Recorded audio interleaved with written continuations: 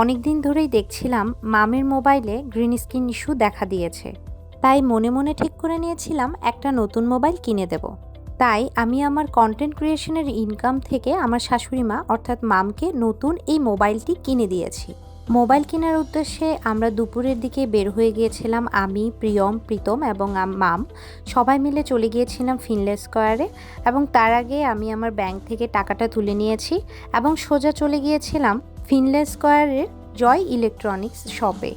এই শপ থেকে আগেই আমাদের কিন্তু মোবাইল নেওয়া হয়েছিল। প্রিয়মের S24 আলট্রা মোবাইলটিও এই শপ থেকে নেওয়া হয়েছিল। সত্যি কথা বলতে আমি আজকে অনেক হ্যাপি। আমার নিজের কাছে অনেক বেশি শান্তি লাগছে, কারণ আমি নিজের ইনকাম থেকে মামির জন্য কিছু একটা করতে পেরেছি। মামের জন্য যে মোবাইলটা নিয়েছি তার নাম হলো মোটরোলা H50 ফিউশন। মোবাইলের আনবক্সিং পর্ব শেষ করে এবার সব কিছু চেক করে নেওয়ার পালা। মোবাইলে সব কিছু চেক করে নেওয়া হয়েছে এবং ছবিও তুলে দেখছিলাম। প্রীতম মামের ছবি তুলে দেখছিল কেমন হচ্ছে ছবি। মোবাইল নেওয়া শেষ করে তার পাশের শপ থেকে স্ক্রিন প্রোটেক্টর এবং হলো কভার নেওয়া হয়েছে।